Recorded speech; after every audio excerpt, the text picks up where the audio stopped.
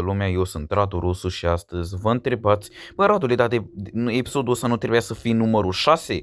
Adică știm că ai mai făcut un episod de 5 și episodul respectiv de la 5 are 4. Deci nu avem episodul 6. Bun.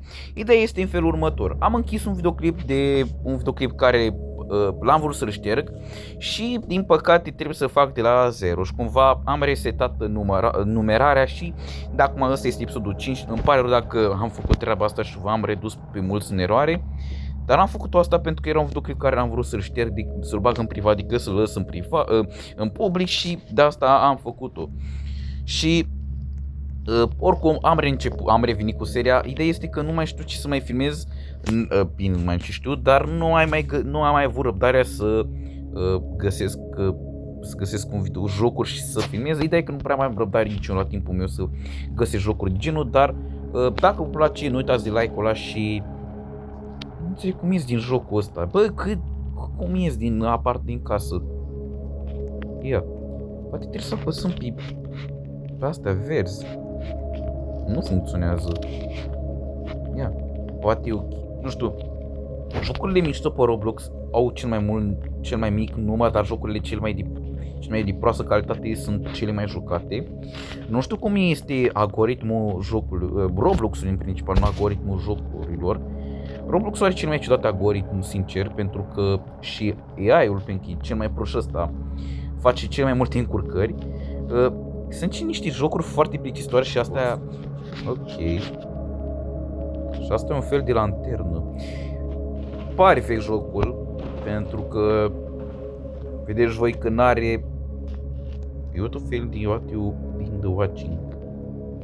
Bă, vezi că arată interesant, adică când te gândești că așa arăta Roblox-ul înainte, pentru că n-aveai HD-ul cum e acum, dar e chiar interesant. Na, primele jocuri au fost destul de mici, foarte micuțe, dar astăzi jucăm și jocuri, 3 jocuri vor fi lungi. Adică cei lungi, adică au un conținut mult, asta e ideea. Ia. Sunt prost, dar am căzut în podul casei.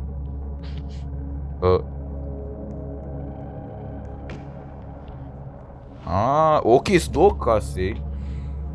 Deci o mașină ruginită, cumva este veche, e folosit de ani. Și asta e casa horror. Am văzut atâția scheleți, deci asta nu înseamnă că nu e un lucru bun. Ia, nu merge lampa.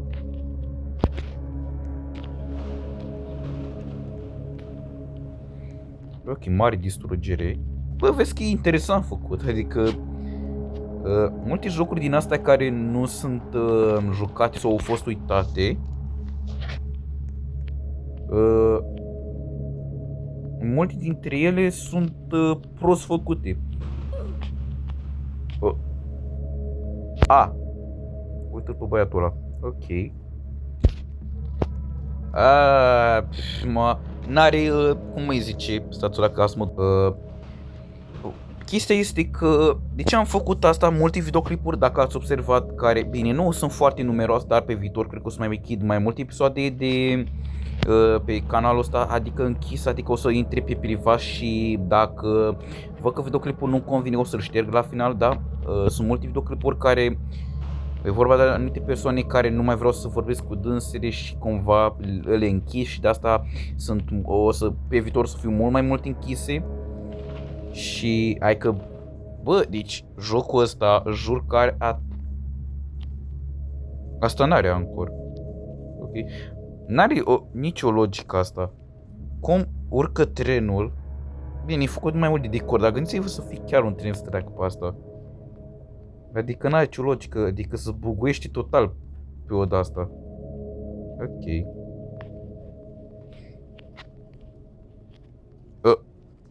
Ce? Bă! Ce stă, mă, de backrooms?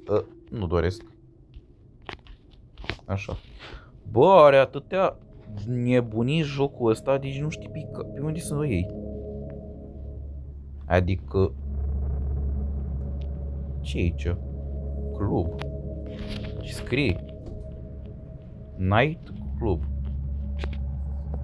Ce aici în Night Club?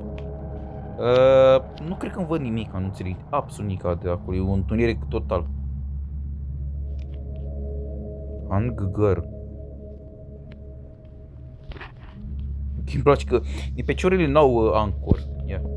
Da, o poți să împingi năpăcăul. Ia. Ce pe aici? Distrugături. Bă, dar are atâta nebunie aici, bă, nici nu știi pe ce să vezi. Ai o canapea cu roți, nu? Da, este o canapea cu roți. Visul fiecărui om. Să ai o canapea care are roți. Și să nu ai nevoie de mașină. Scăne o idee rea. Adică vrei să te duci la magazin și ești pe canapea și vrei să te duci la un film. Păi s-au dus la un ceva interesant pe YouTube. Păi nu vrei, te pune mai cât la adus să aduci pâinea. Păi ce faci, frate? Ai canapea cu roți, gata, te duci direct. Rămân toți fraierii invidioși pe tine cu asta, jur. Toți nemâncații lumii, cred că rămân invidioși pe tine. Glumesc. Bă, de unde a pornit? De fapt era, cred că înainte, dar n-am observat-o eu. Să cam controlează ciudat. Are o Ia. Wow, 50, 74. Mamă, ce curbe fac.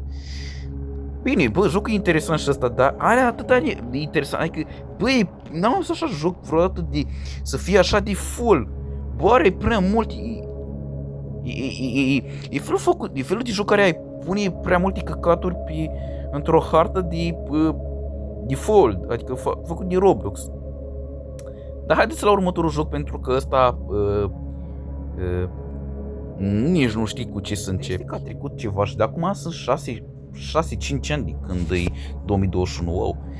Mie în perioada asta 2020 chiar a fost un an care mi-a și plăcut și da și nu. De ce zic asta este că 1. Nu mi-a plăcut pentru că a fost școala online și trebuia să stau în casă. Eu vă dați seama că fiind un copil de vreo 11-10 ani, pe acolo cred că aveam. Și când ești la vârsta asta ești foarte agitat și stând într-o casă te agiți. Și asta cred că a fost un an în care mulți dintre noi am devenit obsedați de telefon și stăm cu orele în dânsele. Ideea este că eu cât de mult stau în pat în casă, dar mai fac activități, mai fac mâncare, mai fac mișcare, adică mai fac chestii și mai sun un prieten pe acolo care stă aproape de mine și ieșim pe acolo, mai ne plimbăm, mai socializăm, măcar să mă simt că socializez, adică să stau pe un joc cu voi chat și să vorbesc cu și necunoscuți. Chiar așa fac eu în principal. Eu sunt felul de persoană care cât ai încerca, cât ai vedea că stau mult pe un lucru, bă, măcar fac ceva activ, ceva util. Și învăț o limbă, rusa, adică, na. Sincer, pentru mine rusa a fost așa fun, adică nu a fost un lucru chiar așa de distractiv. Nu a fost așa greoi de învățat limba rusă.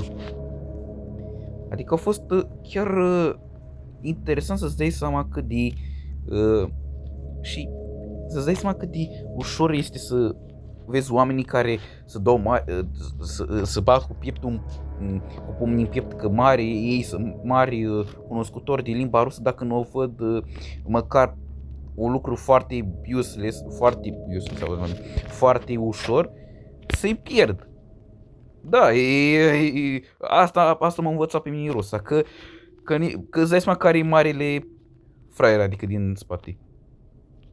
Dar, bă, 2020 chiar a trecut și când îți dai seama că mulți atunci, eu pe atunci descopeream și eu prima oară Roblox-ul.